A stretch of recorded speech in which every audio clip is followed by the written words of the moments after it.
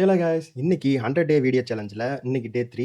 இன்னைக்கு நம்ம என்ன வீடியோ பார்க்க போறோம்னா, ஒரு முக்கியமான வீடியோன்னு சொல்லலாம். ஒரு மோட்டிவேஷனல் ப்ளஸ் வந்து ஒரு ஃபேஷன் நோக்கி போற எல்லாத்துக்குமே வந்து கண்டிப்பா அந்த வீடியோ வந்து ஹெல்ப்ஃபுல்லா இருக்கும். இது வந்து யாரோட கதைன்னு பார்த்தீங்கன்னா, உங்களோட ஃப்ரெண்டோட கதை தான். வேற யாரும் இல்ல. அது நான் தான். நான் தினேஷ். இது ஜேடி உலகம். கைஸ், எனக்கு ஃபோட்டோகிராஃபினா ரொம்ப பிடிக்கும். அதுதான் என் பேஷன்ங்கிறத நான் கண்டுபிடிக்கிறதுக்கு கொஞ்சம் ஜேர்னி ஆச்சு. ஏன்னா சில பேருக்கு வந்து முன்னாடியே ஐடென்டிஃபை பண்ணிருவாங்க. சில பேர் வந்து ரொம்ப போராடி தான் கஷ்டப்பட்டு தான் பண்ணுவாங்க. இந்த விஷயம் எப்படி நடந்துச்சுன்னா, இப்போ வந்து நான் யூடியூப் கிரியேட்டரா இருக்கும்போது, நான் நெறைய விஷயம் வந்து வீடியோ எடுப்பேன். எனக்கு வந்து என்னன்னா, ஃபோட்டோகிராஃபி பிடிக்கும். மொபைல்ல நெறைய எடுப்பேன்.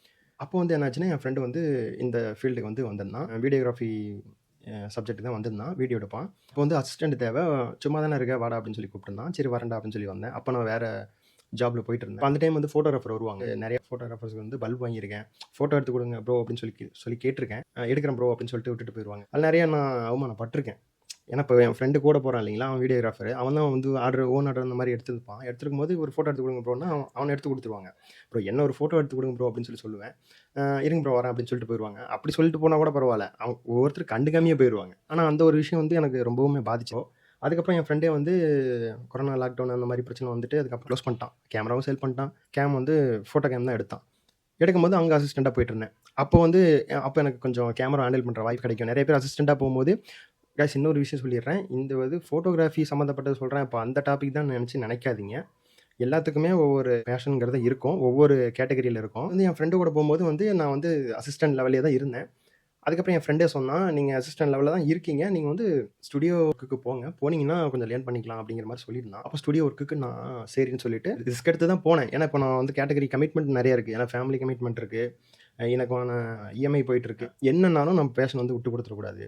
வாழ்க்கை ஒரு டைமு. நம்ம பேஷன் வந்து அச்சீவ்மென்ட் பண்ணிடணும் அப்படின்னு சில கேட்டகரி இருப்பாங்க. அதில நானும் ஒருத்தன். நீங்களும் இருப்பீங்கன்னு நெனைக்கிறேன். கண்டிப்பா நீங்களும் அச்சீவ்மென்ட் பண்ணுவீங்க. நானும் பண்ணுவேன்ங்கிற நம்பிக்கையோட தான் ஸ்டார்ட் பண்ணியிருக்கேன்.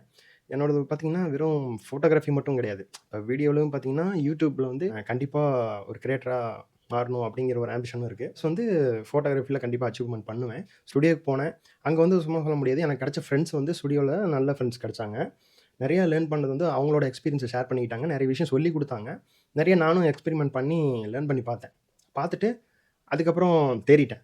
எனக்கே ஒரு கான்ஃபிடென்ட் வந்துருச்சு. கண்டிப்பா நம்ம ஒரு ஈவென்ட்ட ஒரு ஃபோட்டோகிராஃபி என்னன்னா ஒரு ஈவென்ட் குடுத்தாங்கன்னா, அத நம்ப சக்சஸ்ஃபுல்லா ஹேண்டில் பண்ணி முடிச்சிரணும். அவங்க எதுவும் சொதப்பிடக்கூடாது. கேட்டகரி வந்து அந்த மாரி இத வந்து நான் ஹேண்டில் பண்ண முடியும்னு எனக்கே ஒரு தைரியம் வந்துருச்சு. அதுக்கப்புறம் நான் அங்கேயே ஸ்டுடியோல சொல்லிட்டு ரிலீவ் ஆயிட்டேன். அதுக்கப்புறம் இப்போ வந்து எக்ஸ்போசிங் பண்றேன். ஓன் ஆர்டரும் எடுத்து பண்ணிட்டுருக்கேன். இதுக்கப்புறம் இன்னும் இம்ப்ரூவ்மென்ட் நெறைய இருக்கு. இது இவ்வளதானான்னு கிடையாது. சப்ஸ்கிரைப் பண்ணிட்டு ஃபாலோ பண்ணிக்கோங்க. டே 4ல பார்க்கலாம். Bye guys.